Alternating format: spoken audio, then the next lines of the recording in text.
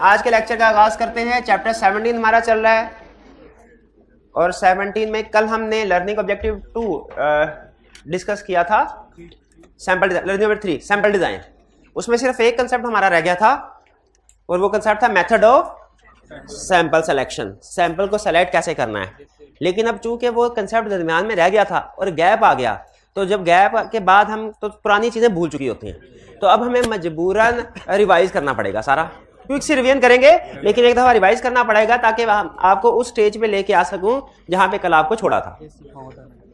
हम डिस्कस कर रहे हैं सैंपलिंग को कितने स्टेप्स में परफॉर्म करना है। जैसे हमने इससे पहले कंफर्मेशन के चैप्टर में पढ़ा, कंफर्मेशन प्रोसीजर, वो भी स्टेप वाइज स्टेप्स हमने सीखे। अगर आपने कंफर्मेशन को यूज करना है स्टेप बाय स्टेप क्या काम करना होगा। फिर हमने एनालिटिकल प्रोसीजर का टॉपिक पढ़ा, उसमें सीखा अगर आप एनालिटिकल प्रोसीजर को एज सब्सटेंटिव प्रोसीजर यूज करना चाहते हैं तो स्टेप बाय स्टेप क्या अप्रोच आपको अडॉप्ट करनी पड़ेगी, काम करना पड़ेगा। उसी तरह हम अब सैंपलिंग कर रहे हैं कि टेस्ट ऑफ डिटेल्स में अगर आप किसी एरिया में सैंपलिंग करते हैं या टेस्ट ऑफ कंट्रोल में, तो सैंपलिंग करते हुए स्टेप बाय स्टेप आपको क्या काम करना पड़ेंगे। हमने देखा 4 बड़े स्टेप्स हैं। सबसे पहले सैंपल को डिजाइन किया जाता है। एग्जाम पॉइंट ऑफ व्यू से सबसे अहम यही स्टेप है, सैंपल डिजाइन, जिसमें हम रूल्स डिसाइड करते हैं, पैरामीटर्स, डिसीजंस करते हैं कुछ कि किस तरीके से हमने किस टाइप की सैंपलिंग को यूज करना है। फिर सैंपल डिजाइन करने के बाद सेकंड स्टेप होता है, जो सैंपल आपने डिजाइन कर लिया, सेलेक्ट कर लिया, अब आपके सामने सैंपल पड़ा हुआ है, ये पॉपुलेशन थी, इस पॉपुलेशन में से किस तरीकाकार से आपने सैंपल उठाना है, कितना सैंपल उठाना है, अप्रोच क्या होगी, ये सारे डिस्कशन करने के बाद जब आप सैंपल उठा चुके होते हैं इस स्टेप 1 में, अब आपके सामने सैंपल पड़ा है, स्टेप 2 में क्या करना है, उस सैंपल पे आपने प्रोसीजर परफॉर्म करने हैं। ये प्रोसीजर के बारे में ज्यादा डिस्कशन नहीं करता, कहता है प्रोसीजर आपके ऑब्जेक्टिव के लिहाज से डिसाइड होंगे, आप खुद डिसाइड करेंगे। टेस्ट ऑफ कंट्रोल में प्रोसीजर और होंगे, टेस्ट ऑफ डिटेल्स में प्रोसीजर कुछ और होंगे। इसी तरह अगर आपकी असर्शन अक्रंस है, प्रोसीजर कुछ और, कंप्लीटनेस है कुछ और हो। वो कहता है ये हमें इससे गर्ज नहीं है कि एग्जैक्टली प्रोसीजर क्या है, हमें इससे गर्ज है कि आपने सैंपल जो सेलेक्ट किया है उस पर प्रोसीजर परफॉर्म करने। एक दफा जो सैंपल सेलेक्ट कर लिया उसको फिर छोड़ना नहीं है, उस सारे आइटम्स के ऊपर जो सेलेक्ट किया आपने प्रोसीजर परफॉर्म करना है। प्रोसीजर परफॉर्म करते हुए कुछ चीजें तो आपको लगेंगी ठीक है, कुछ में लगेगा गड़बड़ है, तो फिर आपने जो गड़बड़ है उनको इकट्ठा करके प्रोजेक्शन करनी है। प्रोजेक्शन का मतलब क्या होता है, सैंपल के रिजल्ट्स को पूरी पॉपुलेशन पे एस्टिमेट करना कि अगर सैंपल में इतनी को गड़बड़ है, पूरी पॉपुलेशन में कितनी को गड़बड़ होगी, ये प्रोजेक्शन कहलाती है। प्रोजेक्शन का कंसेप्ट क्या है, प्रोजेक्ट कि अगर सैंपल में इतनी गड़बड़ है, पूरी पॉपुलेशन में कितनी गड़बड़ होगी, ये प्रोजेक्शन। फिर प्रोजेक्शन करने के बाद हम इसको टॉलरेबल लेवल के साथ कंपेयर करते हैं, टॉलरेबल लेवल के साथ कंपेयर करते हैं। अगर तो टॉलरेबल लेवल से कम की हो प्रोजेक्शंस, हम कहते हैं सब कुछ ठीक है, और अगर प्रोजेक्शन टॉलरेबल लेवल से ज्यादा की हो, हम कहते हैं नहीं कुछ ना कुछ गड़बड़ है। ये ओवरऑल एक समरी अप्रोच है, इसे कहते हैं रिजल्ट वाली। ये समझ आ गया आपको सारे स्टेप्स। अब हम है इस वक्त यहां इस स्टेज पे सैंपल डिजाइन। सैंपल डिजाइन में सबसे पहले हम क्या करते हैं, डिफाइन पर्पस, मेरी पॉपुलेशन। पर्पस क्या, पर्पस से क्या मुराद है, टेस्ट ऑफ कंट्रोल के टेस्ट ऑफ डिटेल्स। पर्पस से एक और भी चीज है कि अगर टेस्ट ऑफ डिटेल कर रहे हैं तो असर्शन कौन सी है। अच्छा अब ना मैं ये चाह रहा हूं आप ओवर स्टेटमेंट अंडर स्टेटमेंट का वर्ड कम यूज किया करें, हालांकि इससे कंसेप्ट बड़ी आसानी से समझ आ जाता है कि ओवर स्टेटमेंट का मतलब क्या, अंडर स्टेटमेंट का मतलब क्या है। लेकिन चूंकि ये पुरानी अप्रोच की टर्म्स हैं, मैं चाह रहा हूं आप नई अप्रोच असर्शन टेस्टिंग वाली यूज करें। ओवर स्टेटमेंट के बजाय कहें अकरेंस, कंप्लीटनेस के बजाय कहां करें, या अंडर स्टेटमेंट के बजाय कहां करें कंप्लीटनेस। तो over statement under statement assertion की टर्म में मुझे ज्यादा खुशी होगी, लेकिन ओवर स्टेटमेंट अंडर स्टेटमेंट भी ठीक है। तो पर्पस का मतलब ये डिसाइड करना, टेस्ट ऑफ कंट्रोल के टेस्ट ऑफ डिटेल, और अगर टेस्ट ऑफ डिटेल है फॉर एग्जांपल तो उसके आगे एग्जैक्टली हमारी असर्शन कौन सी है, क्योंकि पर्पस डिसाइड करता है पॉपुलेशन क्या होगी। अगर पर्पस टेस्ट ऑफ कंट्रोल्स है, पॉपुलेशन कुछ और होगी, पर्पस टेस्ट ऑफ डिटेल्स है, पॉपुलेशन कुछ और होगी। टेस्ट ऑफ डिटेल्स में ना हम अमाउंट्स को चेक करते हैं, टेस्ट ऑफ कंट्रोल्स में हम पॉलिसीज को चेक करते हैं। जैसे अगर एक चेक है ना, वो उसके ऊपर वो कोई गलत अकाउंट में रिकॉर्ड हो गया, तो टेस्ट ऑफ डिटेल्स में हम कहेंगे 10 लाख की गलती है, क्योंकि चेक की अमाउंट 10 लाख थी। लेकिन अगर टेस्ट ऑफ कंट्रोल परफॉर्म कर रहे हो ना, हम कहेंगे एक ट्रांजैक्शन गलत होगी भाई 50 में से, समझ रहे? टेस्ट ऑफ कंट्रोल में हम पॉलिसी एंड कितने प्रोसीजर गलत हुए, टेस्ट ऑफ डिटेल्स में हम देखते हैं कितनी अमाउंट के हुए। इसीलिए आपने देखा होगा कि जब मिस स्टेटमेंट की बात करता है तो वो अमाउंट होती है टॉलरेबल, लेकिन जब डेविएशन की बात करता है ना वो रेट की बात, रेट का मतलब होता है परसेंटेज। ठीक है, तो बहरहाल पहला स्टेप हमारा क्या कि हमने पर्पस डिसाइड किया, उसकी बेस पर डिसाइड किया हमारी पॉपुलेशन क्या होगी। फिर नेक्स्ट हमने बताया कि क्या डेविएशन है क्या मिस स्टेटमेंट है। इसको हमने 2-3 एग्जांपल से ये सीखा था कि नॉर्मल ऑडिट में जो टर्म्स होती हैं ना और सैम्पलिंग में जो तरीकाकार काम करने का वही होगा तकरीबन, लेकिन टर्म्स डिफरेंट होती हैं। जैसे नॉर्मल ऑडिट में जिसको स्कोप लिमिटेशन कहते हैं, सैम्पलिंग में उसको मिस स्टेटमेंट कहते हैं। जैसे नॉर्मल ऑडिट में जिसको मटीरियलिटी कहते हैं, टॉलरेबल कहते हैं। अगर आप थोड़ा सा गौर करें ना तो आपको लगेगा कि नॉर्मल ऑडिट में जो हम यानी चैप्टर 4 में जो हम डिसीजन मेकिंग वगैरह करते हैं वो भी इसी प्रोसेस के मुताबिक करते हैं। ठीक है, जैसे पहले हम प्लान कर लेते हैं, काम करने से पहले प्लान करते हैं कि डायरेक्ट परफॉर्म कर देते हैं काम करना, प्लान करते हैं, फिर प्रोसीजर परफॉर्म करते हैं, फिर उसके बाद हमारे सामने मिस स्टेटमेंट आती है, फिर उनको मटीरियलिटी के साथ कंपेयर करके कंक्लूजन पे पहुंचते हैं। अगर मिस स्टेटमेंट मटीरियलिटी से कम हो, अनमोडिफाइड यानी सब कुछ ठीक है, और अगर ज्यादा हो तो कहते हैं गड़बड़ है। तो बेसिकली टर्म्स डिफरेंट, यहाँ वर्ड्स डिफरेंट है, अप्रोच वही है पहले वाले। इसी तरह tolerable rate of deviation, tolerable miss statement, ये न्यू टर्म्स हैं, स्पेसिफिक टर्म्स हैं जो इस सैम्पलिंग के चैप्टर में पढ़ते हैं, लेकिन ये इक्विवेलेंट है इन कंसेप्ट मटीरियलिटी के साथ। यानी कंसेप्चुअली अगर आप समझना चाहें ना तो आपके सामने कोई कहे टॉलरेबल रेट ऑफ डेविएशन, आप कहे टेस्ट ऑफ कंट्रोल में ये मटीरियलिटी लेवल है, और कोई पूछे अच्छा टॉलरेबल मिस स्टेटमेंट क्या है, कंसेप्चुअली क्या कहना है आपने, tolerable misstatement test of details में मटीरियलिटी लेवल, कंसेप्चुअली है। लेकिन एग्जाम में पूछे तो आपको पता है वो भी हमने टेक्निकल डेफिनेशन देते हैं। एग्जाम में ये लाइन लिखेंगे 0 नंबर देगा, एग्जाम में तो लिखेंगे rate of deviation internal account set by auditor in respect of which auditor obtains assurance that actual rate of deviation in population does not exceed from this preset level। Clear हुआ? तो फिर हमने अब deviation decide कर लिया, miss statement क्या है, इसके बाद हमने असेसमेंट कर ली क्या, टॉलरेबल रेट ऑफ डेविएशन या टॉलरेबल मिस स्टेटमेंट, और फिर इसी तरह एक्सपेक्टेड रेट ऑफ डेविएशन और एक्सपेक्टेड मिस स्टेटमेंट। अब टॉलरेबल में और एक्सपेक्टेड में फर्क पता ना आपको, एग्जांपल से बताया था। ठीक है, और मैंने फिर आपसे ये भी पूछा था प्रैक्टिकली टॉलरेबल कैसे डिसाइड होता है, जैसे मटीरियलिटी लेवल डिसाइड होता है, यानी फर्ज कर लें उसी तरह की कोई percentage. Expected rate of deviation, expected miss statement कैसे डिसाइड, पास्ट एक्सपीरियंस की बेस पे, प्रायर ईयर में कोई मिस स्टेटमेंट्स आई होंगे। ठीक है, नॉर्मली एज ऑडिटर ना प्रैक्टिस की बात बता रहा हूं आपको, एक क्लाइंट पे जो एक साल गलतियां हुई हो ना, अगले साल भी नॉर्मली वही होती है। जैसे किसी एक टॉपिक को पढ़ाते हुए इस सेशन के स्टूडेंट जो गलतियां करेंगे ना, ये हमारा एक्सपीरियंस की बात बता रहा हूं, अगले सेशन में भी नॉर्मली वो स्टूडेंट वही गलतियां करें, अनलेस कि टीचर अगले सेशन में खास तौर पे बच्चों को बता दे कि ये गलती नहीं करनी, ये गलती नहीं करनी। उसमें पता क्या, स्टूडेंट उसके ऊपर फोकस कर रहे होते हैं, ये गलती नहीं कर, वो फिर कोई दूसरी गलतियां कर देते हैं। ठीक है, तो ये एक प्रोसेस चलता ही रहता है, क्लाइंट बहरहाल गलतियां करता ही रहता है।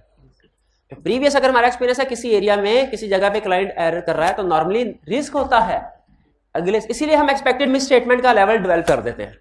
वरना तो अगर आप सोचें अभी तो एक्चुअली ऑडिट शुरू हुआ ही नहीं है, अगर एक्चुअली ऑडिट शुरू हुआ ही नहीं अभी तक, अभी तो सैम्पलिंग प्लान कर रहे हैं ना, प्लानिंग अभी देखें स्टेप नंबर 2 वाली फेज पे नहीं पहुंचे, ऑडिट प्रोसीजर वाली स्टेज पे, अभी तो प्लान कर रहे हैं सिर्फ। अगर अभी सिर्फ प्लान कर रहे हैं तो कैसे पता चल गया हमें कि कितनी मिस स्टेटमेंट होने वाली है, वो अंदाजा है, वो अंदाजा। ठीक, फिर इसके बाद expected rate of deviation, sir tolerable materiality, performance materiality और ओवरऑल मटेरियलिटी। इसके बाद नेक्स्ट हमने क्या स्टडी किया था, सैम्पलिंग अप्रोच। कि सैम्पलिंग अप्रोच में हमने बताया था 2 बड़ी अप्रोचेस हैं। एक में हम स्टैटिस्टिकल टेक्निक्स को, स्टैटिस्टिकल टूल्स को यूज करते हैं, और दूसरी में स्टैटिस्टिकल टेक्निक या टूल्स को यूज, जिस अप्रोच में स्टैटिस्टिकल टूल्स को यूज किया जाए, टेक्निक्स को यूज किया जाए, यानी कौन कौन सी 3 लफ्ज डेफिनेशन में आएंगे तो डेफिनेशन पूरी होगी। रैंडम का लफ्ज लाजमी आना चाहिए, प्रोबेबिलिटी का लफ्ज लाजमी आना चाहिए, सैम्पलिंग रिस्क का लफ्ज लाजमी आना, ये 3 लफ्ज डेफिनेशन में है तो आपकी डेफिनेशन कंप्लीट है, वरना आप पास होने वाली डेफिनेशन नहीं लिख पाएंगे। ठीक है, 3 लफ्ज कौन से है, रैंडम, प्रोबेबिलिटी, सैम्पलिंग, रिस्क, ये 3 लफ्ज लाजमी होने चाहिए। तो हमारी सैम्पलिंग स्टैटिस्टिकल सैम्पलिंग है, और अगर ये कैरेक्टरिस्टिक्स नहीं है हमारी सैम्पलिंग में तो वो नॉन स्टैटिस्टिकल है। स्टैंडर्ड कौन सी अलाउ करते हैं, लेकिन दोनों अलाउ करते हैं, लेकिन कहते हैं भाई हर एक के अपने फायदे नुकसान है, आप उसको प्लस माइनस को देख के फैसला करना। तो फिर हमें उसने समझाने के लिए स्टैटिस्टिकल सैम्पलिंग के एडवांटेजेस डिसएडवांटेजेस बताए। याद है आपको? ये भाईजान जो क्लास में बैठ के ऑनलाइन लेक्चर ले रहे हैं, जरा मुझे बताइए स्टैटिस्टिकल सैम्पलिंग के एडवांटेजेस क्या हैं? स्टैटिस्टिकल सैम्पलिंग के एडवांटेजेस क्या हैं? स्टैटिस्टिकल सैम्पलिंग क्या होता है? स्टैट ऑडिट में स्टैट भी होती है? ये तो मुझे किसी ने नहीं पता, कहीं मैं गलती से स्टैट की क्लास में तो नहीं बैठा हुआ। ये सोचें आ रही, बुक नहीं है, मोबाइल है, 30,000 का मोबाइल ले लिया, 500 की बुक नहीं ले सका, फिर कहते हैं सब्जेक्ट बहुत मुश्किल है, आई के पास नहीं करता, उस्ताद भी सही नहीं पढ़ाते। डिसीजन मेकिंग का क्राइटेरिया देखे 30,000 का, हालांकि 15,000 में भी उसी फंक्शन वाला मोबाइल आ जाता होता है, लेकिन लेती 500 की किताब नहीं लेनी। हाँ, वैल्यू फार्मूला। अच्छा, हालांकि उसके अंदर भी अगर सॉफ्ट कॉपी नहीं, तस्वीर ले लेना तस्वीर, तो इसका काम चल जाए मीडिया में। हाँ, यहाँ ICAP की बुक सॉफ्ट कॉपी में अवेलेबल होती है, वो कुछ ना कुछ तो होना भाई, कहीं से तो याद करो। ऐसे क्या ये, अब खुद मैं वैसे कहना नहीं चाहता मैं, लेकिन मुझे खुद बताएं, अगर इस तरह के चार्टर्ड अकाउंटेंट से आपका वास्ता पड़े और आप उससे कोई काम करें डेडलाइन, और वो डेडलाइन को वाले दिन आके आपका मेरे पास कंप्यूटर नहीं था, क्या करेंगे आप उसके साथ? अब भाई प्रैक्टिस में ऐसे चार्टर्ड अकाउंटेंट होने चाहिए, तो आदत बदले। आदत मैं कोई बदवा नहीं दे रहा, ये ना समझेगा, लेकिन मैं समझा रहा हूं कि इस तरह के अप्रोचेस से चार्टर्ड अकाउंटेंट नहीं, ICAP को भी पता है ना। मेरे भाई बताओ, इतनी देर से कलप रहा हूं, मैं सवाल क्या पूछा था इससे? सवाल बता, जवाब को गोली मारो, सवाल बता। ये हाल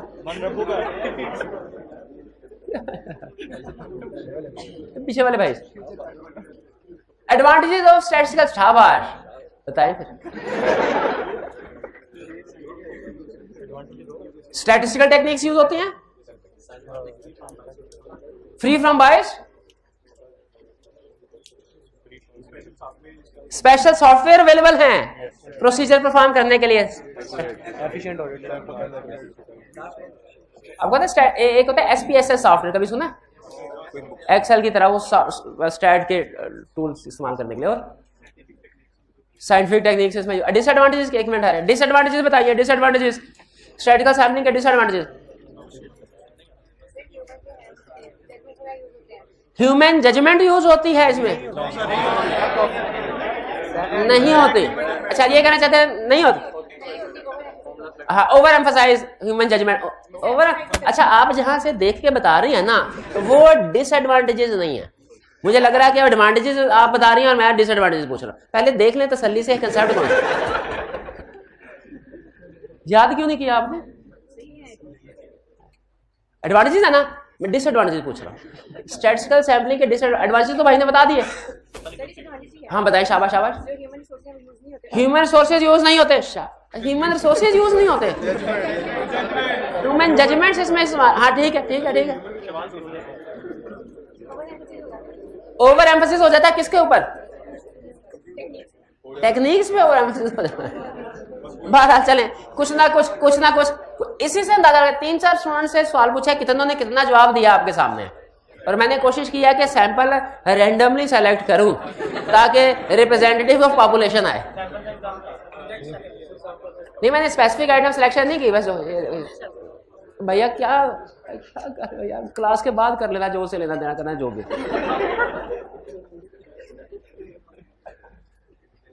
किधर थे? हाँ, ये determine sample size, sample size decide करना है। अच्छा मुझे बताइए, हम हमेशा जिसे भी क्लाइंट पे ऑडिट करने के लिए जाते हैं, हमेशा हमारा सैंपल होता है 60%।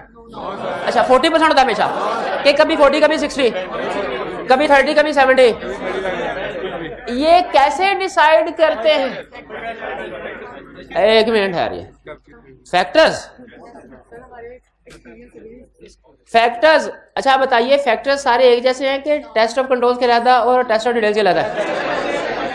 एक मिनट है, ये अब एक स्टूडेंट मुझे फैक्टर बताएगा और एक स्टूडेंट उसका इंपैक्ट बताएगा, ठीक है? रिवीजन कर रहे हैं ना, क्विक सी रिवीजन तो कोई नहीं, आधे घंटे में तकरीबन पूरा चैप्टर रिवाइज हो जाए, क्या बुरा है? सैंपल साइज बताइए, फैक्टर जो कि sample size for test of controls को इफेक्ट करता हो। क्या रे भाई बताइए। Tolerable rate of deviation, tolerable rate of deviation का सैंपल साइज पे क्या इफेक्ट है? अगर tolerable rate of deviation decrease हो जाए सैंपल साइज पे क्या इफेक्ट होगा? टॉलरेबल रेट ऑफ डेविएशन का मतलब मटेरियलिटी कम हो गई, रेस बढ़ गया, तो सैंपल साइज क्या होगा? इंक्रीज होगा, इंक्रीज होगा। अच्छा अभी डिक्रीज नहीं कहा था, डिक्रीज। अच्छा ऐसा करें अब कम ज्यादा कर लेते हैं, क्योंकि ऐसे इंक्रीज को आप कहेंगे नहीं सर मैंने तो डिक्रीज कहा था, एक जैसी साउंड है ना, कम ज्यादा कर लेते हैं, कम ज्यादा चलेगा। तो टॉलरेबल रेट ऑफ डेविएशन अगर ज्यादा है तो procedure, tolerable rate of deviation material level ज्यादा, रिस्क कम, तो सैंपल साइज भी कम हो जाएगा। शाबाश। दूसरा फैक्टर बताइए टेस्ट ऑफ कंट्रोल का। एक्सपेक्टेड रेट ऑफ डेविएशन बताइए, expected rate of deviation. Expected rate of deviation increase हो गया, सैंपल साइज इंक्रीज हो जाएगा, और expected rate of deviation decrease हो जाए सैंपल साइज डिक्रीज हो जाएगा। और बताइए अगला factor, next factor desired level of assurance. Desired level of assurance अगर डिक्रीज हो जाए, डिक्रीज का मतलब ऑडिट से रिव्यू पे चले गए, और desired level of assurance increase का मतलब क्या है? रिव्यू से ऑडिट पे चले गए। अगर desired level of assurance decrease हो जाए, एक मिनट सैंपल, ये ज़हन में रखिएगा, ये आगे हमारे एक चैप्टर के पूरा कंसेप्ट एक इस के ऊपर बेस कर रहा है कि ऑडिट से रिव्यू पे जब शिफ्ट होंगे हमारे प्रोसीजर बदल जाएंगे, और हमारे प्रोसीजर क्या होंगे? कम होंगे। फिर आप पूछेंगे अच्छा सर अगर कम हो गए तो पुराने वाले इस्तेमाल कर सकते हैं? पुराने वाले इस्तेमाल कर सकते हैं प्रोसीजर? यस कर सकते हैं, क्या हर्ज है? वो इसी हम तो पिछले साल के भी बाज़ औक़ात एविडेंस यूज कर लेते हैं। Next factor population size. Population size का क्या? कोई इफेक्ट नहीं, गलत, नेग्लिजिबल इफेक्ट। नो इफेक्ट में और नेग्लिजिबल इफेक्ट में थोड़ा सा फर्क है, लेकिन फर्क है, फर्क है जी, हाँ थोड़ा सा फर्क है। अब बताइए शाबा, आप बताइए sample size for factor for test of detail, factor for test of detail, test of detail का जी। एक्सपेक्टेड मिस स्टेटमेंट है, ये मेरा भाई बताएगा। Expected misstatement, expected misstatement decrease हो गई, sample size for test of control पे क्या फर्क पड़ेगा? एक मिनट है जाए, इंक्रीज हो जाएगा। एक्सपेक्टेड मिस स्टेटमेंट डिक्रीज हो गई, sample size for test of control पे क्या फर्क पड़ेगा? वो डिक्रीज हो जाएंगे।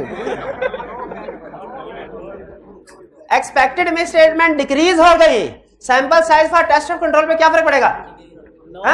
इंक्रीज हो जाएगी। ये हाल है, ये पढ़ा के बैठो। अब बता, सही से बता, वैसे मैं सिर्फ तेरे से पूछ रहा हूँ, आई क्या आपका कसूर है? भाई एक्सपेक्ट कल बताया था expected misstatement test of control के लिए रेलिवेंट नहीं है, वही गलती कर रहे हैं जिसमें आई कैप आपको मारता है।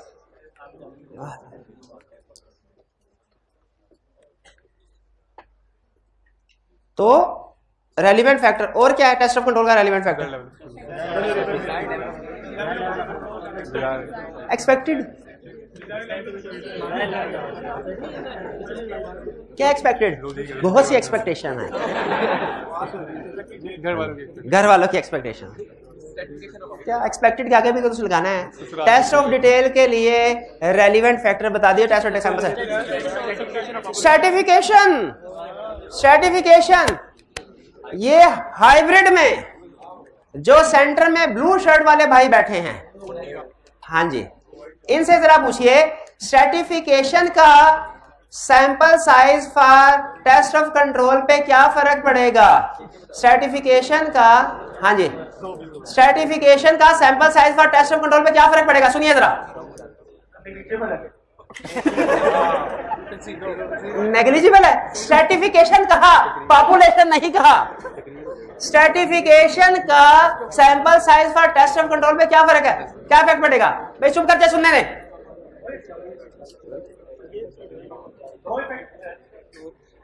और सर्टिफिकेशन का sample size for test of control पे क्या इफेक्ट है?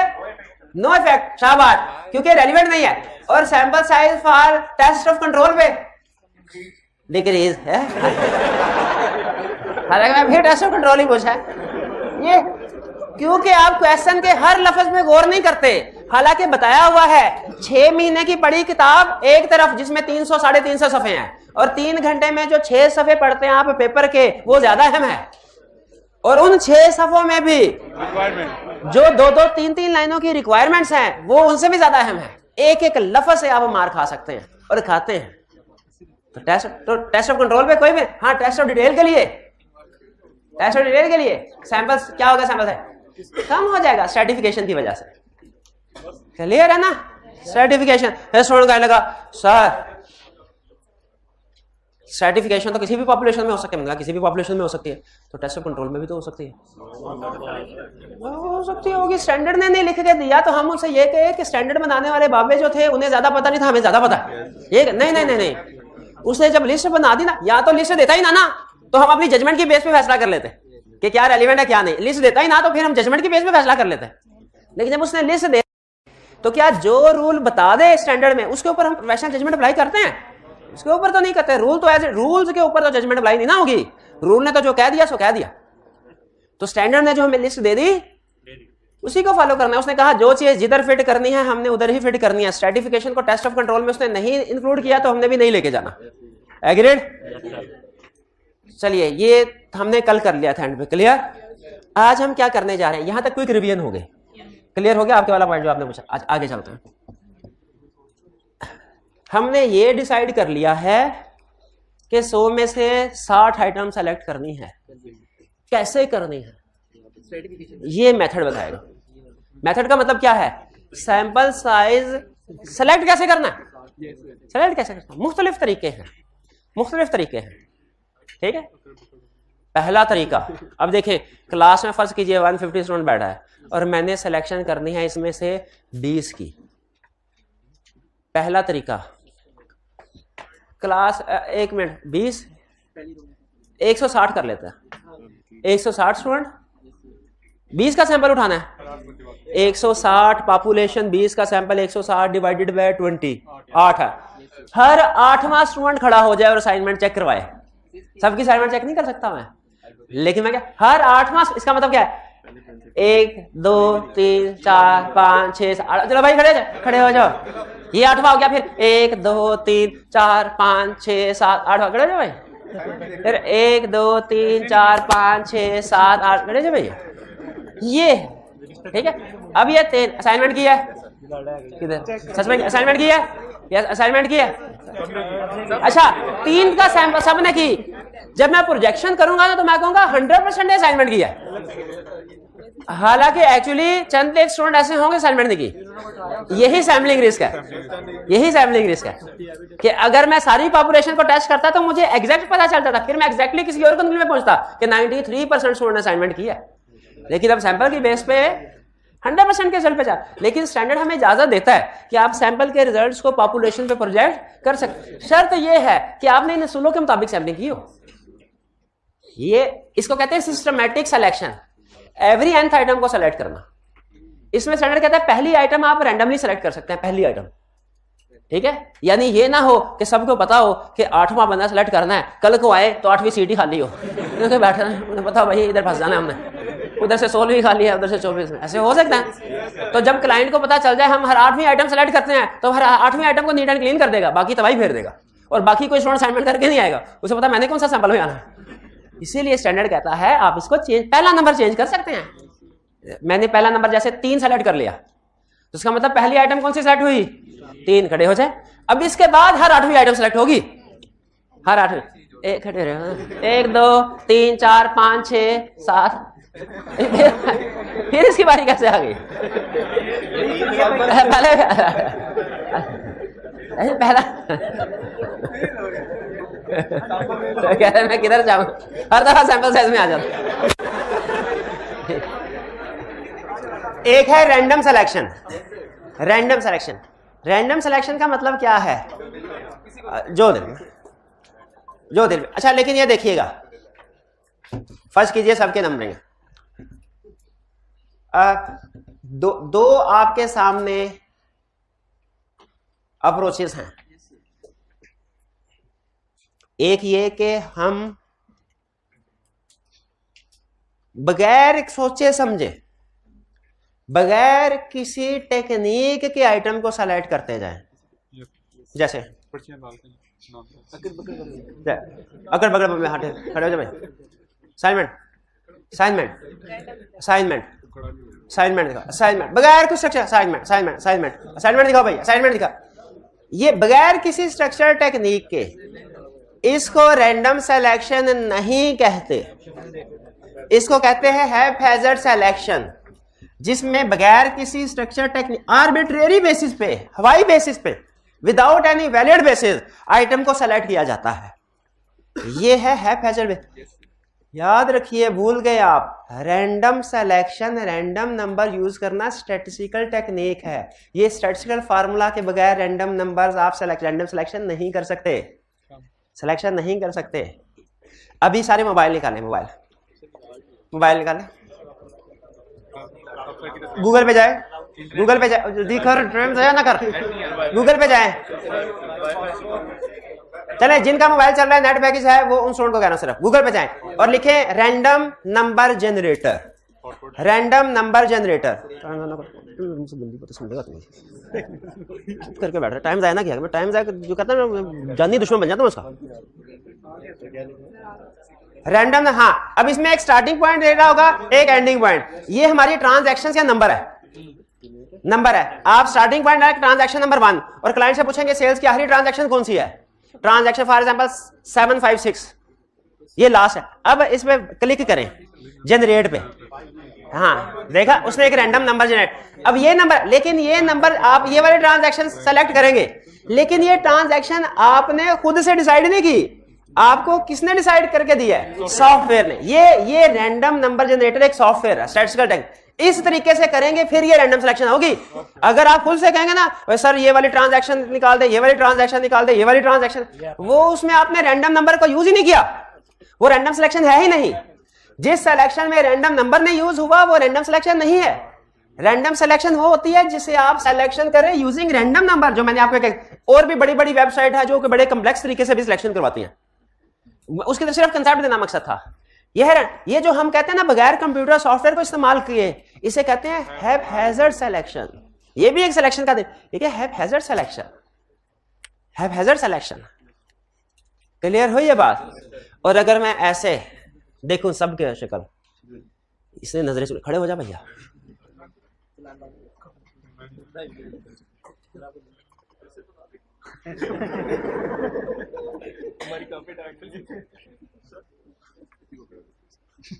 साइंस, ये मेरा तजर्बा है। इस सिलेक्शन के पीछे मेरा 12 साल का तजर्बा है कि कौन से स्टूडेंट्स जो है वो असाइनमेंट नॉर्मली करके आते हैं और कौन से नहीं करके आते हैं। अच्छा, क्या ये सैंपल सिलेक्शन मेथड है? ये नहीं है, शाबाश। ये है स्पेसिफिक आइटम सिलेक्शन, रिकॉल करवाना चाहता था। ये सैम्पलिंग नहीं है, इसको आपने हैप्पैज़ार्ड, क्योंकि इसमें हैप्पैज़ार्ड में होता है विदाउट स्ट्रक्चर टेक्निक, इसमें कोई ना कोई टेक्निक, कोई ना कोई बेसिस है। ये आपको याद होगा, मैंने एग्जांपल दी थी स्पेसिफिक आइटम सिलेक्शन में, चुन के आइटम को सेलेक्ट करना, चुन के। ये हैप्पैज़ार्ड ये बेसिस नहीं है। हैप्पैज़ार्ड क्या, ठीक है, बगैर किसी स्ट्रक्चर टेक्निक। फर्क समझ आ रहा है आपको? रैंडम नंबर में और हैप्पैज़ार्ड में फर्क समझ आया?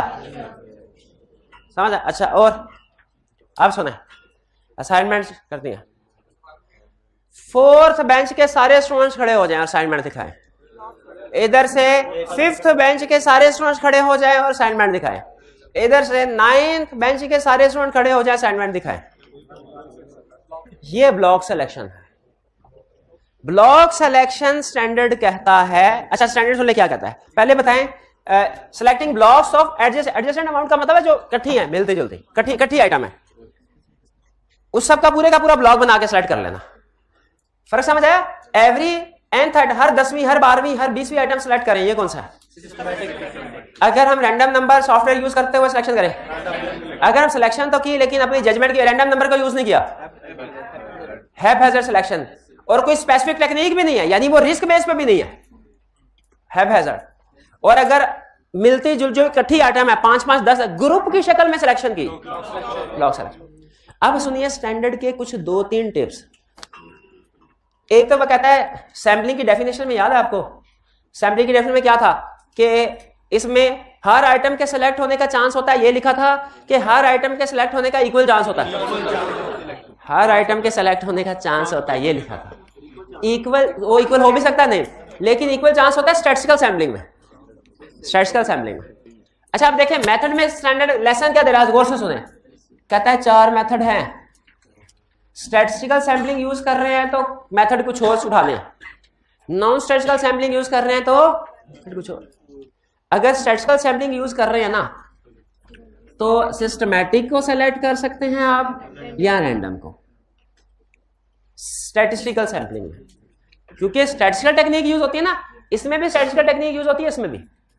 इसमें कहां यूज होती है वाला, जब पहला आइटम सेलेक्ट करते हैं, पहले आइटम में रैंडम नंबर आ जाता है। नॉन स्टैटिस्टिकल सैम्पलिंग यूज कर रहे हैं तो तीनों में से कोई भी यूज कर सकते हैं, तीनों में से कोई भी, नॉर्मली हैphazard यूज कर, लेकिन कोई भी यूज कर सकते हैं नॉन स्टैटिस्टिकल। और ब्लॉक के बारे में स्टैंडर्ड कहता है कभी भी यूज नहीं कर सकते ब्लॉक। क्यों? इसकी रीजन वो कहता है क्योंकि ये रिप्रेजेंटेटिव ऑफ पॉपुलेशन नहीं है। लायक बचे हैं तो सारे लायक ही होंगे पूरे ब्लॉक में, और अगर कोई नालायक वाला, एक जैसे इकट्ठे बैठते हैं ना, और नालायक है तो सारे नालायक इकट्ठे बैठे होंगे। True representative population block selection में नहीं आता, इसीलिए कहता है ब्लॉक सिलेक्शन कभी नहीं कर सकते, हैphazard सिलेक्शन स्टैटिस्टिकल में, नॉन स्टैटिस्टिकल में कर सकते हैं, स्टैटिस्टिकल में हैphazard नहीं कर सकते, और रैंडम और सिस्टमैटिक दोनों में कर सकते हैं। रैंडम किस बेस पे होती है? ठीक, रैंडम सॉफ्टवेयर की बेस पे होती है जी। सॉफ्टवेयर के पीछे एल्गोरिथम होते हैं कॉम्प्लेक्स, वो इंजीनियर का काम है, उसके पीछे फार्मूला बनाए होते हैं जिससे रैंडम आइटम सेलेक्ट होती है। देखिए हम हर एक में अनबायस्ड ही हैं, सिस्टमैटिक में भी हैphazard में थोड़ा सा रिस्क होता है कि बायस्ड हो सकते हैं, लेकिन इसमें भी अनबायस्ड ही होना चाहिए, क्योंकि बायस्ड हो जाए ना तो वो फिर स्पेसिफिक आइटम सिलेक्शन की तरफ बात जा सकती है। ठीक है, इसलिए हमने अनबायस्ड होके काम करना जी। हैphazard में जजमेंट्स अप्लाई नहीं होनी चाहिए, आर्बिट्रेरी बेसिस है।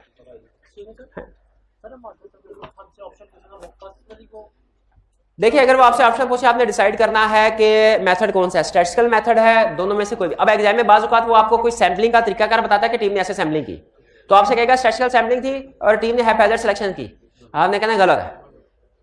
ठीक है, हाँ सही बताना, उसमें हम कहेंगे सिस्टमैटिक या रैंडम में से कोई यूज करें, क्योंकि सिस्टमैटिक या रैंडम जो है ये स्टैटिस्टिकल सैम्पलिंग के लिए यूज होती है। क्लियर? ये था हमारा आज का नया कंसेप्ट, हमने कुछ क्विक रिवीजन की, कंसेप्ट किए। अब हम चल रहे हैं क्वेश्चंस की तरफ। आपके पास 2 मिनट हैं, इसको रीड कर लीजिए, तब तक हम क्वेश्चन जो है वो सेटअप करते हैं।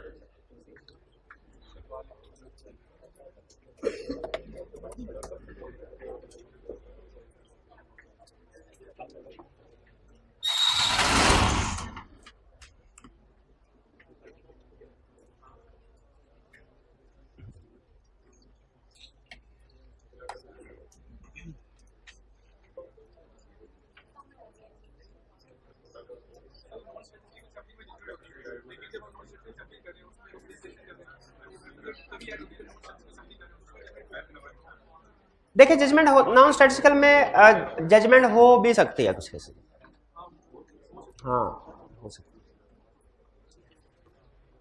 लेकिन बायसनेस नहीं होनी चाहिए जजमेंट में और बायस में। जी चलिए बस कर दे, बस काफी होगी रीडिंग, अब किताबें बंद कर दे, बहुत पढ़ लिया आपने, इतना पढ़ के क्या करेंगे, किताबें सारी बंद कर दे, किताबें सारी बंद कर दे।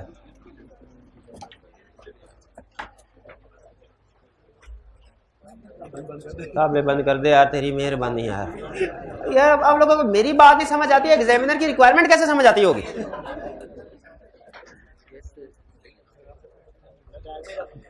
बैग में रख लें साइड पे, बस इसके बाद अब किताब नहीं खोलनी इंशाल्लाह, छुट्टी कर दी इसके बाद, बैग में रख लें, बैग में रख लें, शाबाश रखे बैग में, मेहरबानी आपकी, मेहरबानी। कर ले, कितना याद करेगा, कितना नहीं होने याद, जो सारी रात में नहीं काम किया 2 मिनट में हो जाएगा। ये हाइब्रिड में भी साहब की बुक्स बंद करवाएं भाई, हाइब्रिड में देखे सबकी बुक्स बंद करें, शाबाश।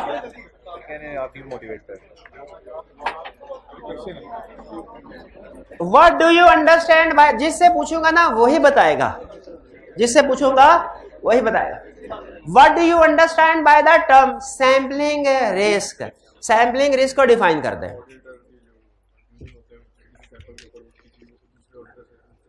ऑडिटर के जो कंक्लूजन सैंपल के ऊपर होते हैं वो किसी दूसरे ऑडिटर से मुख्तलिफ हो सकते हैं, इसलिए कि हो सकता है कि दूसरा ऑडिटर किसी और फर्म का हो, वो किसी और इलाके से आया हो, उसने किसी और फर्म से आर्टिकल किए होते हैं ना, तो हर फर्म के अलग-अलग अप्रोचेज होती हैं।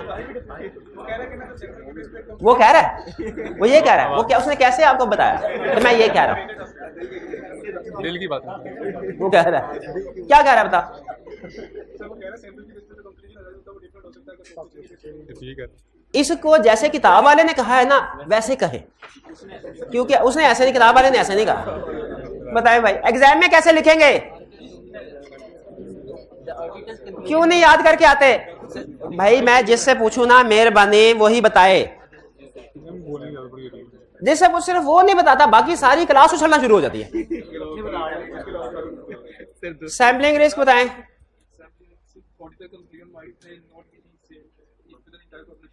Auditor's conclusion based on sample might be different if entire population would have been briefly describe two types of sampling risk, two types of sampling risk बता दीजिए and the effect thereof on the audit as a whole। sampling risk की दो types बताइए, sampling risk की दो types बताएं। Corner वाली student भाई बस यह खामोशी के साथ सुना कि रिवीजन होती है, इससे भी रिवीजन होती है। सैम्पलिंग रिस्क की दो टाइप्स बताएं। ये भी थी, कल तक तो किताब में नहीं थी, क्यों नहीं याद किया आपने? तो बताएं सैम्पलिंग रिस्क की दो टाइप्स। सुने भाई, सुने सुने सुने। Risk of under Reliance, risk of over Reliance. Risk of under Reliance की एग्जांपल दे दीजिए, अंडर रिलायंस की एग्जांपल दे दें।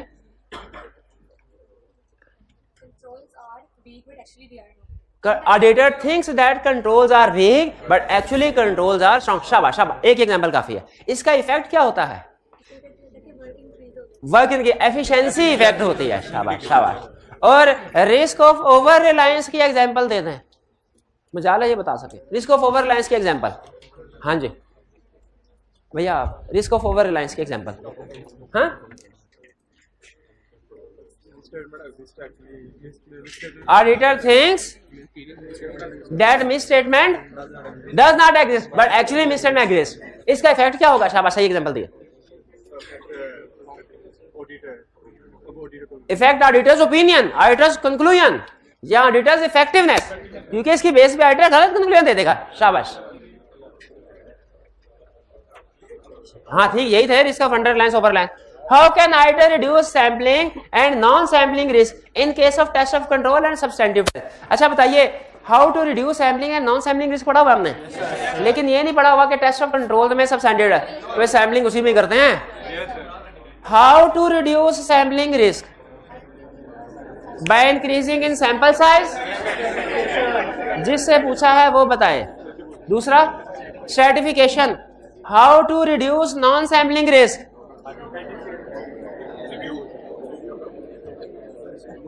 How to reduce non-sampling risk? Review। यार क्यों नहीं याद करके आते आप? क्यों नहीं याद? पढ़ा हुआ याद किसने करना है? कब करना याद आपने? साथ साथ याद करना होता है। किसने बताया? How to reduce non-sampling risk? Adequate planning, adequate performance, supervision and review। ठीक है, ठीक। Next question, in the context of ISA 530 पता नहीं क्या है, audit sampling other means of explain and provide example of term sampling and non sampling risk। ये कर लिया नहीं भाईजान, सैम्पलिंग रिस्क की एग्जांपल वही है, नॉन सैम्पलिंग रिस्क की क्या एग्जांपल है? सैम्पलिंग रिस्क की एग्जांपल है ना अंडर रिलायंस ओवर रिलायंस।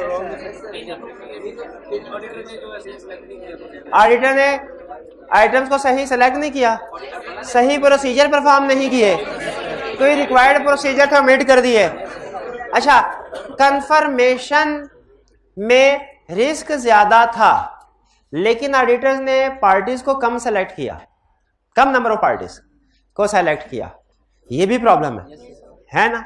अच्छा फर्स्ट करें, एक आपको रिस्क बताता हूं, आपने बताना ये सैम्पलिंग है कि नॉन सैम्पलिंग है।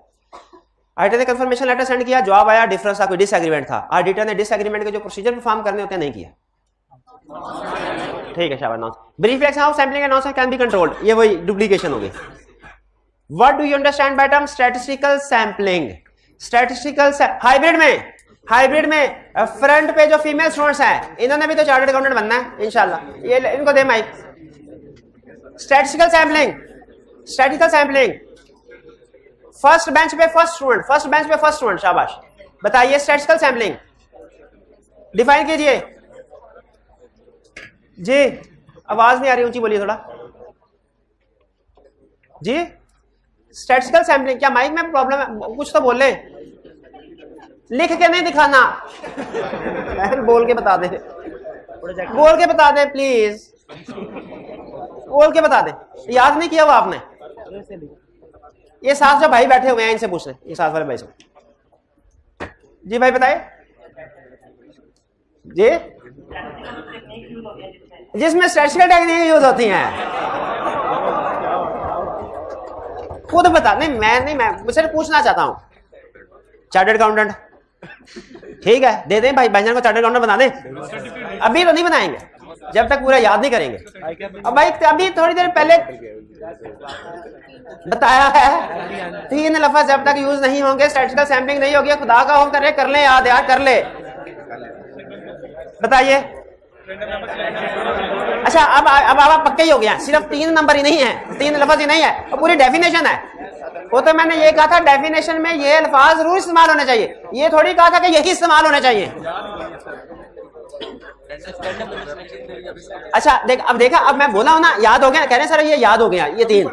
यही मकसद होता है आपसे क्वेश्चन पूछने का कि आप बताएं ना। तो असल मकसद ये नहीं कि आपको ना आता तो मैं आपकी क्लास करूं, ये मकसद, असल मकसद ये है कि आप आधी डेफिनेशन भी आती है, कुछ ना कुछ बताएं, आधी आप बताएंगे, आधी कोई दूसरा बता देगा, बैठे बैठे स्टूडेंट्स को याद हो जाएगी। ये मकसद होता है सुनने का। स्टैटिस्टिकल सैंपलिंग क्या है? स्टैटिस्टिकल सैंपलिंग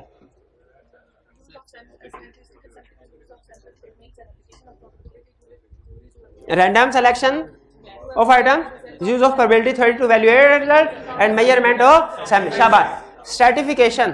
स्ट्रैटिफिकेशन किसे कहते हैं? स्ट्रैटिफिकेशन बताएं।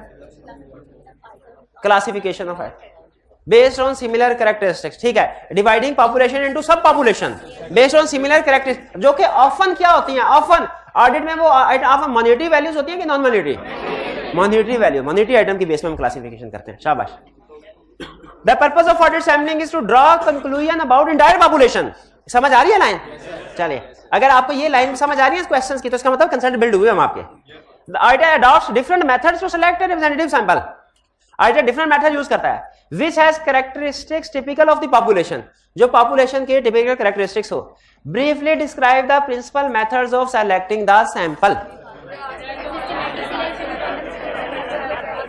बताइए कौन कौन सी है?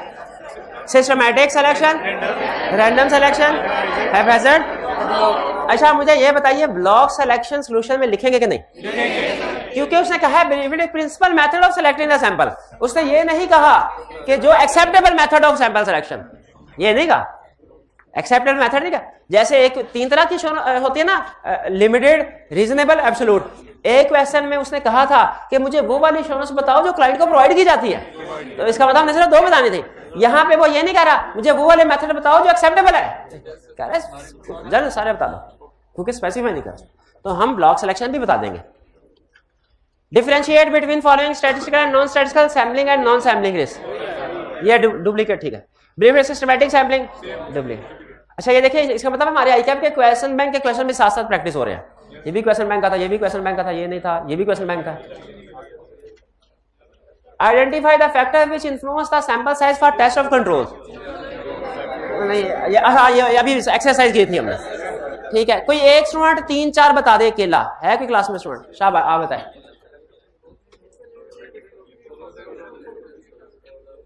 बैठ के बता दे कोई। Tolerable rate of deviation, expected rate of deviation,